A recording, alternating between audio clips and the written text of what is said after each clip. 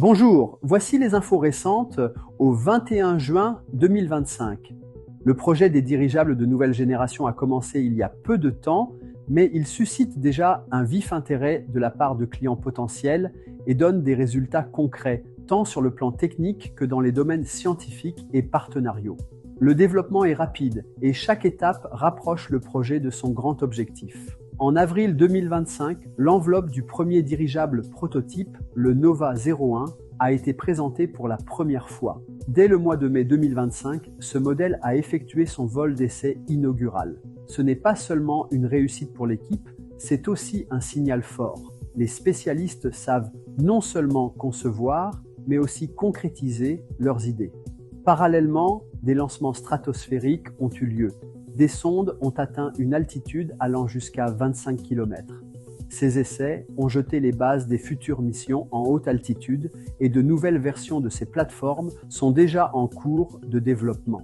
Une étape importante a été la signature d'un accord de coopération entre la société Aeronova et l'Université technique d'État Bauman de Moscou, l'un des établissements d'ingénierie les plus prestigieux du pays. Ce partenariat renforce la composante scientifique du projet.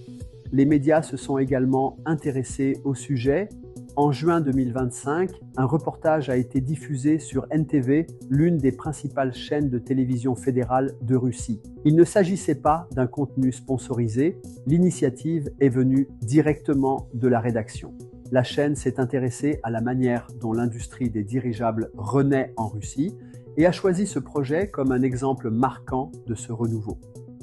Pendant ce temps, l'équipe d'Aeronova travaille déjà sur le modèle suivant, le dirigeable de transport de passagers Nova 2, conçu pour 6 personnes.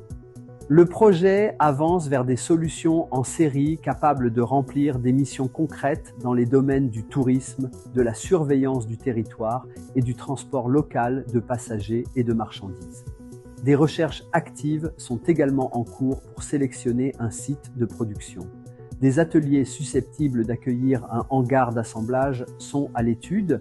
Un déplacement professionnel récent à Togliatti en Russie a permis d'examiner des options de partenariat et de visiter des sites potentiels pour la production.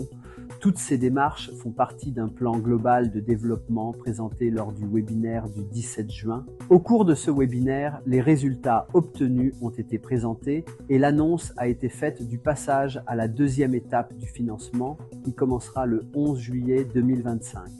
En amont de cette étape, une offre spéciale a été lancée. Un nombre limité de parts est proposé au prix de pré-lancement. Il s'agit de parts revenues sur le marché après l'annulation de certains packs payables en plusieurs fois. Elles peuvent maintenant être achetées par tous à des conditions 2 fois plus avantageuses que celles de la première phase de financement. À noter que le 11 juillet 2025, le projet entrera officiellement dans sa deuxième phase et de telles conditions ne seront plus disponibles. L'intérêt croît et le rythme de travail s'accélère.